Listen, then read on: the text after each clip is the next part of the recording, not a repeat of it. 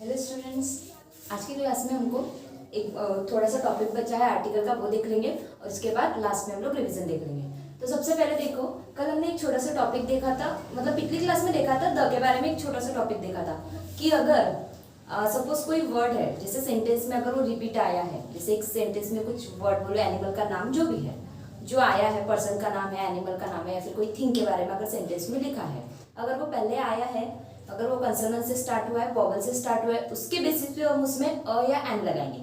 लेकिन अगर वो रिपीट मतलब अगर सेंटेंस में दोबारा से आया है और उसी को स्पेसिफिकली लेकर हम सेंटेंस बना रहे हैं, तो वैसे केस में हमने द लगाया था।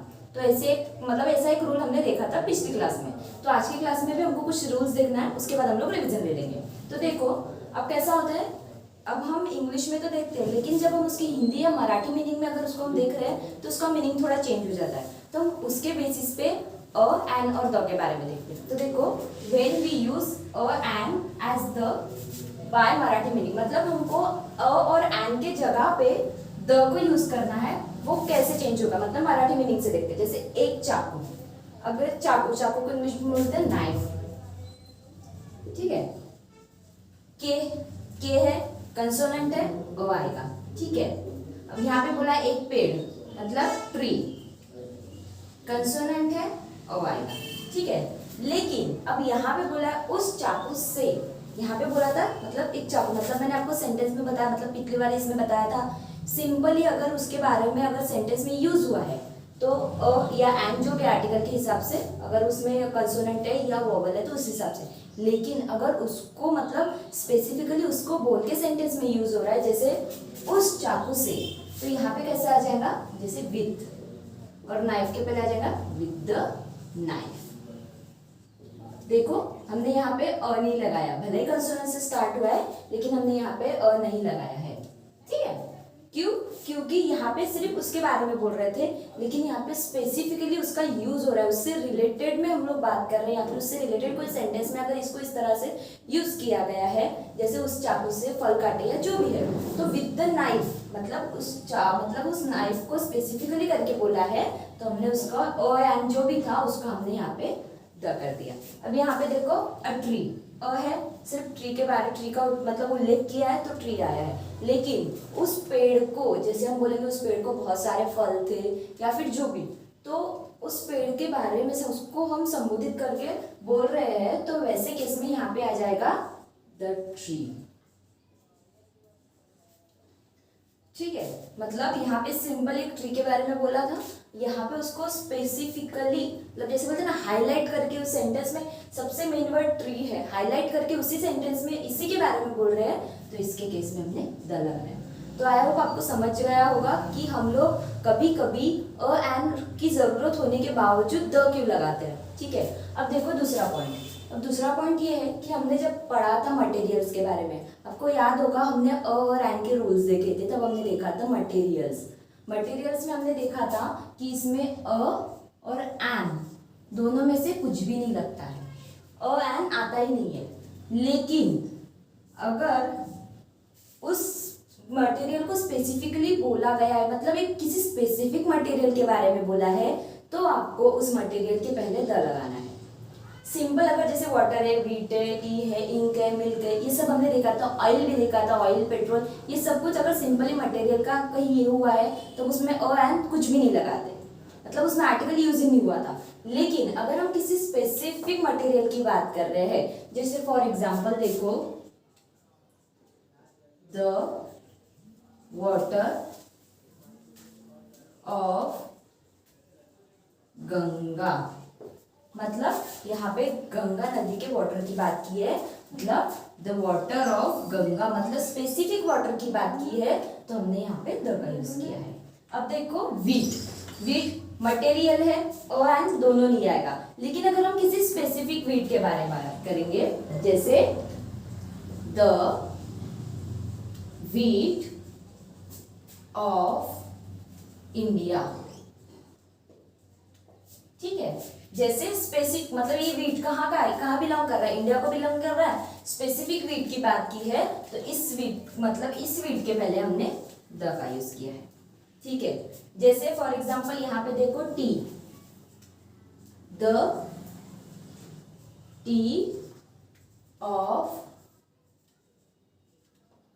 दार्जिलिंग। तो यहाँ पे एक स्पेसिफिक मतलब स्पेसिफिक दार्जिलिंग की बात कर रहे हैं, मतलब दार्जिलिंग से रिलेटेड है ये टी, तो इसीलिए हमने यहाँ पे द का यूज किया। आई होप आप समझ रहे हो। देखो हमने बोला था कि मटेरियल के लिए हम अ एंड दोनों यूज नहीं करेंगे, मतलब आर्टिकल का यूज नहीं करेंगे, क्योंकि ये होते हैं अनकाउंटेबल, मतलब हम इनको काउंट नहीं कर सकते 1 2 3 4 में, अनकाउंटेबल टाइप थे। तो मटेरियल्स के लिए हमने देखा था कि हम लोग यूज नहीं करते। लेकिन देखो जैसे वाटर, व्हीट, टी, इन सभी तरह से अगर स्पेसिफिकली अगर हम उसको स्पेसिफिकली लेकर अगर हम बात कर रहे हैं तो ऐसे केस में आपको यहाँ पे द लगाना है। अब देखो थर्ड रूल।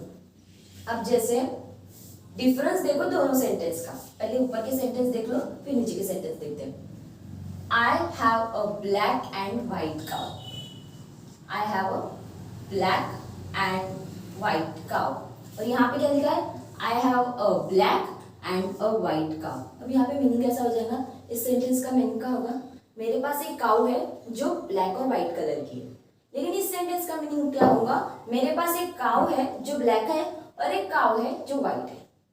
क्यों, किसके वजह से? क्योंकि यहाँ देखो, यहाँ पे ये आर्टिकल आया है अ ब्लैक एंड व्हाइट, और यहाँ पे आर्टिकल है अ ब्लैक एंड अ व्हाइट। दो अलग अलग, दोनों जगह अलग अलग आर्टिकल आया है।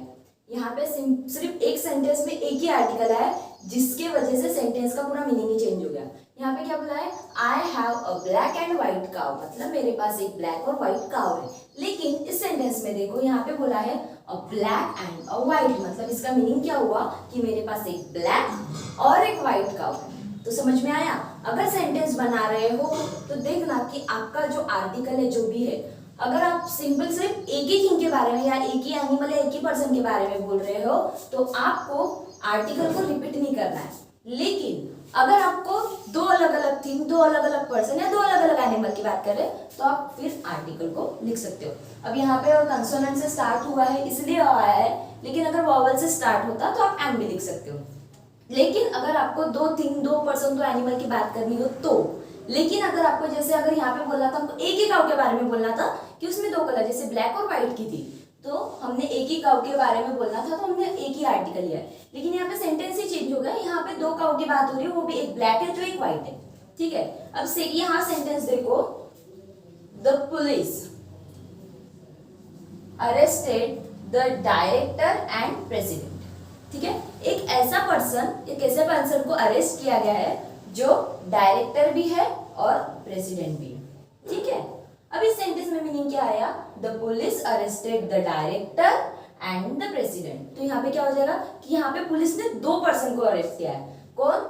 एक वो डायरेक्टर है और दूसरा वो प्रेसिडेंट है। मतलब यहाँ पे सिर्फ एक ही पर्सन की बात हुई थी जो डायरेक्टर भी था और प्रेसिडेंट भी था, उसको पुलिस ने अरेस्ट किया था। लेकिन इस सेंटेंस में मीनिंग क्या हो गया कि पुलिस ने दो पर्सन, दो अलग अलग पर्सन, एक डायरेक्टर और दूसरा प्रेसिडेंट। ठीक है, तो इसीलिए अगर सेंटेंस में आर्टिकल जब भी यूज करोगे तो देखकर यूज करना। अभी आपको आर्टिकल के बारे में समझ में आया है। हमने सिर्फ इतना ही नहीं देखा था कि एंड के और द के लिए क्या क्या यूज हो रहा है, हमने ये भी नहीं, इसके अलावा हमने ये भी देखा था कि एंड द कहाँ कहाँ नहीं यूज होगा, और स्पेसिफिकली एंड को चेंज करके हम द कहाँ यूज करेंगे, ये भी पॉइंट देखे थे। तो इसीलिए आप ऐसे केसेस में इस तरह की मिस्टेक को नहीं करना है। ठीक है, देखो सेंटेंस कितना ये हो गया, तो आपको यहाँ पे ऐसी मिस्टेक नहीं करना है। इस तरह से अगर लिखना है या इस तरह से लिखना है, जो भी लिखना है तो आपको सेंटेंस में देखकर आर्टिकल का यूज करना है। तो अभी रिवीजन ले ले। ठीक है, सो स्टार्ट करें रिवीजन। देखो सबसे पहले आर्टिकल के 3 टाइप्स कौन से? एक था अ, दूसरा था एंड, तीसरा था द। तो पहले देख लेते हैं अ के बारे में। सिंपली रिवीजन है, ज्यादा डिटेल में पॉइंट्स नहीं लेंगे, शॉर्ट में पॉइंट्स ले लेते। अ का यूज कहाँ था? अ का यूज किसके लिए था? सिंगुलर और जो काउंटेबल है, सिंगुलर हो, काउंटेबल हो, पर्सन हो, एनिमल हो, थिंग हो, जो भी जो सिंगुलर है और काउंटेबल है उसके लिए अ का यूज होगा। और कहाँ यूज नहीं होगा? प्लूरल और अनकाउंटेबल। ठीक है, और इसके अलावा अ के बारे में हमने क्या पढ़ा था? किसके लिए? जो स्पेसिफिक ना हो, मतलब जो नॉन स्पेसिफिक है, जो नॉन स्पेसिफिक है उसके लिए का यूज होगा। और ऐसे वर्ड्स जिसकी शुरुआत जो है मतलब स्टार्टिंग वर्ड के जो इनिशियल है स्टार्टिंग है वो, और उसका जो प्रोनाउंसिएशन है वो कंसोनेंट का हो। कंसोनेंट कितने कंसोनेंट है हमारे? कंसोनेंट 21, अल्फाबेट में लेटर 26, जिसमें से 21 हमारे कंसोनेंट है। जैसे लाइक बी, सी, डी, एफ, जी एक्सेट्रा, सब 21। अब यहाँ पे 21 लिख नहीं सकते हम, इसलिए बस देख लो कंसोनेंट इतने। अब एग्जाम्पल में जैसे लिखा था a cat, a child, a dog, शुरुआत और इसका जो प्रोनाउंसिएशन है वो दोनों कंसोनेंट का है। तो इन सभी के लिए हमने अ, जैसे सिंगुलर है, काउंटेबल है, उसके लिए अ, जो नॉन स्पेसिफिक है जिसकी शुरुआत और जिसका जो उच्चारण मतलब प्रोनाउंसिएशन कंसोनेंट का, उसी के लिए। और कहाँ यूज नहीं होगा? प्लूरल और कंसोनेंट में अ यूज नहीं होगा। अब देखो एन के लिए, एन और अ ऑलमोस्ट सेम था, बस थोड़ा सा चेंज था। तो एन के केस में भी एन सिंगुलर और काउंटेबल के लिए यूज होता, कहाँ यूज नहीं होता? प्लूरल और अनकाउंटेबल के लिए यूज नहीं होगा। और जो नॉन स्पेसिफिक है उसके लिए यूज होगा। अब कौन सा पॉइंट चेंज है? यहाँ पे वोवल्स मतलब जिसकी शुरुआत या जिसका प्रोनाउंसिएशन वोवल का है। कितने वोवल्स है हमारे? 5। कौन से? ए, ई, आई, ओ, यू, जिसकी शुरुआत भी और जिसका प्रोनाउंसिएशन भी दोनों वोवल का है, तो उसके लिए हम एन का यूज करेंगे। जैसे for example an apple, an apple, an orange. इस तरह से अगर वोवल से शुरू हुए हैं तो एन आएगा।